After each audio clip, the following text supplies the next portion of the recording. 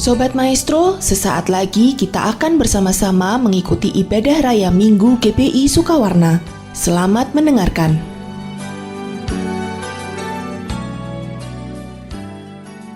Shalom, saudara-saudaraku yang terkasih di dalam Tuhan. Saya bersukacita hari ini ada di dalam ibadah, karena ibadah hari ini adalah anugerah yang ajaib dari Tuhan. Saya berdoa supaya kita semua ada dalam keadaan baik-baik saja dan sehat-sehat saja, sama seperti jiwa kita baik-baik saja. Amin. Nah, saudara-saudaraku, hari ini kita mau berbicara tentang penampakan terakhir dari Tuhan Yesus. Penampakan terakhir dari Tuhan Yesus. Kita tahu selama 40 hari setelah kebangkitan Yesus, sebelum dia naik ke surga, Yesus menampakkan diri kepada lebih dari 500 murid-muridnya. Nah, kenapa Yesus perlu menunggu sampai 40 hari sebelum ia naik ke surga? Kenapa ia menampakkan diri kepada begitu banyak orang dan murid-muridnya? Kita percaya bahwa ada sesuatu yang penting di dalam penampakan Yesus, sehingga dia menunggu 40 hari dan menampakkan diri kepada banyak orang. Nah, di dalam peristiwa penampakan yang terakhir kepada murid-muridnya, seperti yang dicatat di dalam Lukas 24 ayat 36 sampai dengan 49, kita melihat Tuhan Yesus menghendaki sesuatu terjadi dengan murid-muridnya. Tuhan Yesus menghendaki murid-murid mengerti dan menghidupi paradigma ilahi yang Tuhan mau berikan kepada mereka. Jadi apa yang Tuhan mau murid-murid mengerti dan lakukan di dalam kehidupan mereka? Mari kita lihat di dalam Lukas 24. Saudara, peristiwa penampakan yang terakhir dikisahkan bagaimana murid-murid pada waktu itu sedang berkumpul dan Tuhan Yesus tiba-tiba hadir di tengah-tengah mereka. Ya, Tuhan Yesus bisa tiba-tiba hadir karena dia telah bangkit dengan tubuh kemuliaan, dan dia kemudian melepaskan shalom atau damai sejahtera di tengah murid-muridnya. Murid-murid Yesus pada waktu itu sangat terkejut dan mereka ketakutan. Mereka pikir mereka melihat sebuah roh, mereka pikir mereka melihat hantu. Dan Tuhan Yesus melakukan sesuatu ketika melihat respon murid-murid yang seperti itu. Lukas 24 ayat yang ke-39 dikatakan seperti ini. Lihatlah tanganku dan kakiku, aku sendirilah ini. Rabalah aku dan lihatlah, karena hantu tidak ada daging dan tulangnya, seperti yang kamu lihat ada padaku. Saudara, Tuhan Yesus mau menunjukkan kepada murid-muridnya bahwa kebangkitan tubuh jasmani telah terjadi. Yang Tuhan kehendaki lewat peristiwa penampakan terakhir adalah, pertama, Tuhan mau agar murid-murid mengerti dan merasakan kebangkitan. Bukan hanya mengerti, saudara. Kita lihat bagaimana tadi Tuhan Yesus mempertontonkan, ya, ini lihatlah, rabalah. Bahkan tidak cukup sampai di situ, saudara. Tuhan Yesus di ayat yang ke-41 bertanya kepada murid-murid, adakah padamu makanan di sini? Dan Tuhan Yesus menunjukkan, mendemonstrasikan bagaimana dia makan makanan seperti para murid-muridnya. Ya, saudara, Tuhan Yesus mendemonstrasikan bahwa kebangkitan tubuh fisik telah terjadi. Yang bangkit bukan roh. Ini adalah satu kebangkitan yang luar biasa. Kenapa ini penting? Kenapa Yesus begitu ngotot untuk mendemonstrasikan ini kepada murid-muridnya? Karena kebangkitan tubuh jasmani adalah peristiwa yang luar biasa. Kebangkitan tubuh jasmani adalah sebuah pengharapan yang murid-murid Yesus, termasuk kita semua hari ini adalah murid-murid Yesus, rindukan dan nanti-nantikan. Kita melihat bagaimana Paulus merindukan hal yang sama. Di dalam Filipi pasal yang ketiga ayat 10 dan ayat yang ke-11 Paulus berkata seperti ini, "Yang ku kehendaki ialah mengenal Dia dan kuasa kebangkitannya dan persekutuan dalam penderitaannya, di mana aku menjadi serupa dengan Dia dalam kematiannya, supaya aku akhirnya beroleh kebangkitan dari antara orang mati." Kebangkitan tubuh jasmani adalah sebuah pengharapan yang sangat dinanti-nantikan, sangat dirindukan oleh semua murid-murid Yesus. Inilah pengharapan yang mulia yang akan dialami pada saat Tuhan Yesus datang kali yang kedua dan terjadi kebangkitan orang-orang benar. Nah, saudaraku yang sangat dikasihi oleh Tuhan Yesus, Yesus telah memberikan kepada kita satu paradigma, satu cara pandang untuk menjalani kehidupan kita dengan postur yang berharap akan terjadi kebangkitan. Kenapa kita perlu punya cara pandang yang seperti ini, berharap akan terjadi kebangkitan? Karena di dalam kehidupan kita mengalami yang namanya kesulitan. Kita mengalami sebuah waktu di mana kita masuk ke dalam lembah kehidupan, saudara ya. Kita mengalami tantangan-tantangan di dalam kehidupan. Seringkali kita merasa seolah-olah pada saat kesulitan terjadi, jalan di depan kita buntu, kiri kanan kita tidak ada jalan, ke belakang tidak ada jalan. Sehingga satu-satunya kekuatan kita pada saat kesulitan terjadi adalah kita melihat sebuah pengharapan. Pengharapan itulah yang membuat kita, saudara dan saya, kuat di tengah-tengah kesulitan di mana kita seolah-olah tidak melihat adanya jalan keluar. Saudara, ada banyak pengharapan-pengharapan yang mungkin kita dengar sepanjang kehidupan kita. Tapi saya mau katakan ada satu pengharapan yang sangat penting, yang paling kokoh, yang harus kita miliki dalam kehidupan kita. Pengharapan akan terjadinya kebangkitan orang-orang benar.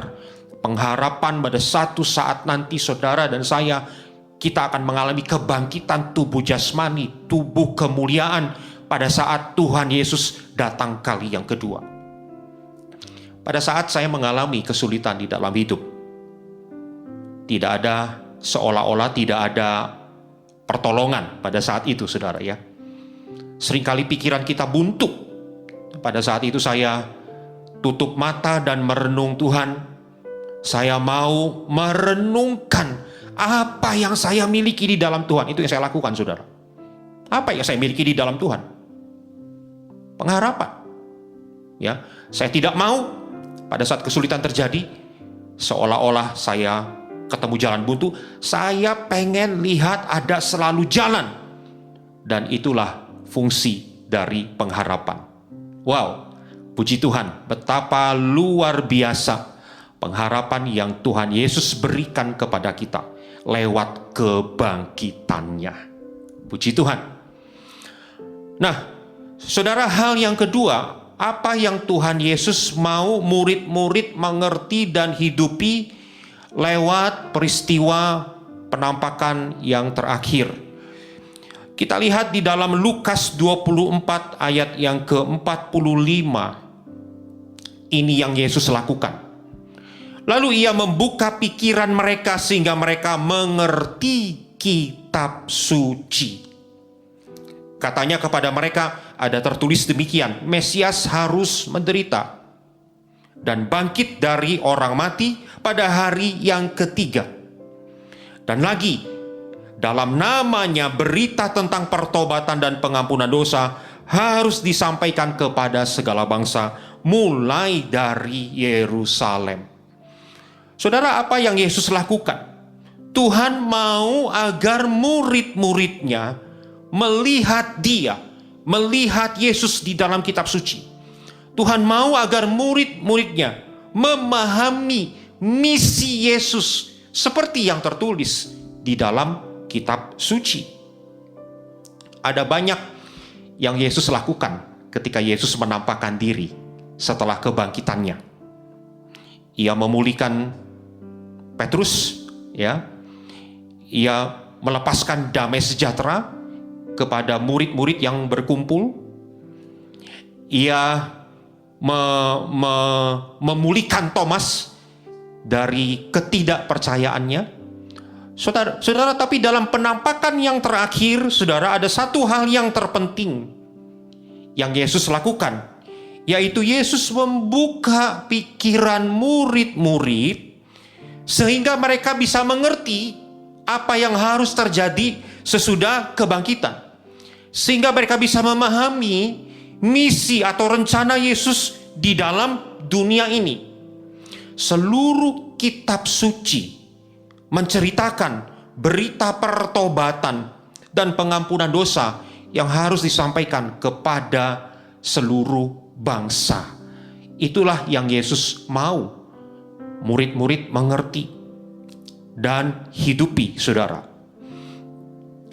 Saudara-saudara, mari kita renungkan di dalam kehidupan kita bagaimana kita memandang kitab suci atau Alkitab, ya. Seringkali kita melihat kitab suci sebagai, katakanlah, buku referensi, ya. Pada saat sesuatu terjadi, apa yang harus saya lakukan, gitu ya. Pada saat saya mengalami hal ini, apa yang harus saya lakukan, gitu. Tentu tidak salah untuk melihat Alkitab sebagai sebuah buku referensi yang menolong kehidupan kita. Tapi saya mau katakan, Alkitab lebih dari sekedar buku referensi, ya. Alkitab menceritakan tentang Tuhan yang rindu untuk tinggal di tengah-tengah umatnya. Alkitab menceritakan tentang bagaimana Tuhan menebus, dia panjang sabar ketika umatnya meninggalkan dia dan berdosa di hadapan dia, dan dia memberikan penebusan, cara untuk supaya penebusan terjadi sehingga umat Tuhan bisa berbalik kepada dia. Itulah yang Alkitab katakan dan ceritakan. Di sepanjang kitab Kejadian sampai dengan kitab Wahyu, kita melihat gambaran-gambaran tentang Tuhan Yesus. Di kitab Imamat, kita melihat Yesus di dalam korban-korban binatang yang disembelih dan darahnya harus dicurahkan itu. Di dalam kitab Yosua, kita melihat Yesus di dalam tali dari benang Kirmisi yang menyelamatkan Rahab dan keluarganya dari penumpasan kota Yeriko. Di dalam kitab Yesaya, kita melihat Yesus sebagai hamba yang menderita. Dan di dalam kitab Wahyu, kita melihat Yesus sebagai Tuhan segala Tuhan dan Raja segala Raja. Amin, saudara. Tidakkah kita semua, saudara dan saya, melihat Alkitab dengan cara yang seperti ini?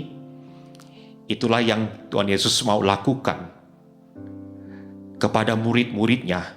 Dia mau murid-muridnya melihat dia dan melihat misi Yesus di dalam kitab suci. Puji Tuhan, saudara. Hal yang ketiga yang Tuhan mau murid-muridnya mengerti dan hidupi di dalam peristiwa penampakan yang terakhir. Lukas 24 ayat yang ke-47 katakan seperti ini. Yesus berkata tadi, dalam namanya berita tentang pertobatan dan pengampunan dosa harus disampaikan kepada segala bangsa mulai dari Yerusalem.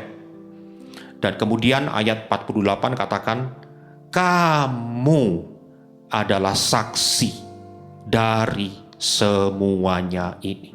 Kamu adalah saksi dari semuanya ini. Saudara, apa yang Yesus maksudkan lewat perkataan ini? Tuhan mau murid-muridnya menjadi saksi. Tuhan mau murid-muridnya memahami bahwa identitas mereka bukan hanya sekedar pengikut Yesus, apalagi hanya sekedar penggemar atau fans. Kita lihat di dalam kisah mujizat Yesus, ada banyak penggemar-penggemar Yesus, ya, yang mengikuti Yesus karena roti. Ya saudara ya. Tapi Yesus mau murid-murid tidak hanya sekedar jadi pengikut, apalagi fans atau penggemar, tapi murid-murid menjadi saksi. Mereka semua punya identitas baru, yaitu saksi. Ya. Jadi saudaraku yang terkasih di dalam Tuhan Yesus, seluruh yang murid-murid alami di dalam kehidupan mereka. Murid-murid berjalan bersama Yesus, murid-murid mendengarkan pengajaran Yesus, murid-murid melihat mujizat Yesus, murid-murid bersama Yesus di dalam penderitaannya. Murid-murid menjadi saksi akan kematian Yesus di atas kayu salib. Murid-murid menjadi saksi dari kebangkitan Tuhan Yesus. Seluruh yang dialami oleh murid-murid Yesus di dalam hidup mereka itu ternyata adalah persiapan atau proses pembentukan untuk mereka menjadi saksi Yesus. Semua yang mereka alami adalah supaya mereka dibentuk dan dipersiapkan untuk menjadi saksinya Tuhan Yesus. Saudara, bagaimana dengan kita semua? Kita punya rencana-rencana di dalam kehidupan kita. Di dalam kehidupan rumah tangga kita, di dalam kehidupan pekerjaan kita, di dalam kehidupan studi dan mungkin usaha kita. Kita punya kehidupan, kita punya rencana-rencana, saudara. Ya, seringkali orang berpikir di dalam kehidupan anak Tuhan ada dua jalur kehidupan. Satu jalur kehidupan rohani, dan satu lagi adalah jalur kehidupan yang disebut ini kehidupan sekuler yang non rohani. Saya mau katakan seharusnya tidaklah demikian. Sebagai saksi Yesus kita hanya punya satu jalur kehidupan, yaitu identitas kita sebagai seorang saksi. Apa yang kita alami, rencana-rencana yang kita miliki di dalam kehidupan pekerjaan kita, usaha kita, studi kita adalah sebuah panggung, sebuah wahana untuk kita menjadi saksinya Tuhan Yesus. Hanya ada satu kehidupan, jalur kehidupan, yaitu sebagai saksinya Tuhan. Ya, kita ditolong loh saudara oleh Tuhan, betul? Di dalam pekerjaan kita alami mujizat ketika kita membutuhkan kesembuhan dan pemulihan dari Tuhan, betul? Kita banyak sekali menerima kemenangan, lepas kemenangan yang kita alami di dalam kehidupan kita, saudara. Dan saya mau kita menyadari semua kemenangan, mujizat, pertolongan, pemulihan yang terjadi di dalam seluruh kehidupan kita itu adalah karena Tuhan mau kita menyaksikan kemenangan itu. Tuhan mau kita menyaksikan apa yang Tuhan telah kerjakan di dalam kehidupan kita. Tuhan menyediakan banyak sekali perkara-perkara ajaib kepada kita yang hidup menjadi saksi Tuhan. Saudara, saya percaya kalau kita jadi saksinya Tuhan, pastilah hidup kita disertai oleh Tuhan dengan kuat kuasa dari tempat tinggi, dengan kuat kuasa dari Roh Kudus. Saudara, mari kita hidupi seluruh kehidupan kita sebagai saksi Tuhan Yesus dimanapun engkau berada. Dan saya berdoa sama seperti murid-murid Yesus yang mengalami pengharapan yang baru, paradigma kebangkitan, berharap kebangkitan terjadi. Seperti murid-murid Yesus yang melihat Yesus dan misi dan rencananya di dalam kitab suci. Seperti murid-murid yang mendengarkan Yesus berkata bahwa mereka adalah saksi. Demikian kita hari ini mengalami semua apa yang dikisahkan di dalam kitab suci. Amin, saudara. Mari saya ajak kita semua berdoa dan tundukkan kepala. Tuhan Yesus, terima kasih. Kami bersyukur hari ini kami boleh menerima paradigma yang baru. Di dalam kebangkitan-Mu, Engkau menjumpai kami murid-murid. Engkau berikan kepada kami pengharapan akan terjadinya kebangkitan jasmani. Engkau beritahukan kepada kami siapa Engkau dan apa misimu di dunia ini lewat firman-Mu. Tuhan, Engkau beritahukan kepada kami bahwa kami adalah saksi-saksi-Mu. Oh, dan karenanya kami angkat tangan hari ini. Oh, apapun yang terjadi dalam kehidupan kami hari ini, mungkin ada yang tengah mengalami kesulitan dan pencobaan. Apapun yang terjadi, kami tahu kami adalah saksi-saksi-Mu. Dan kami percaya kami akan menerima pertolongan, kami akan menerima pemulihan, kami akan menerima kekuatan baru, kami akan menerima kemenangan. Karena kami adalah saksi-saksi-Mu. Tuhan, kami tahu kekuatan kami tidak seberapa. Kami angkat tangan, berdoa. Kami adalah saksi-Mu ya Tuhan. Curahkan Roh-Mu, urapi kami, dan perlengkapi kami dengan kuasa dari tempat tinggi. Terima kasih Tuhan. Terima kasih. Kami bersyukur untuk kemenangan-Mu. Di dalam nama Yesus kami berdoa. Yang percaya sama-sama katakan amin. Puji Tuhan. Tuhan Yesus memberkati kita semua.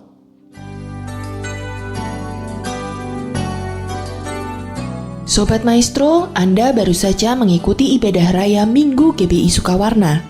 Terima kasih atas kebersamaan Anda. Selamat hari Minggu dan Tuhan Yesus memberkati.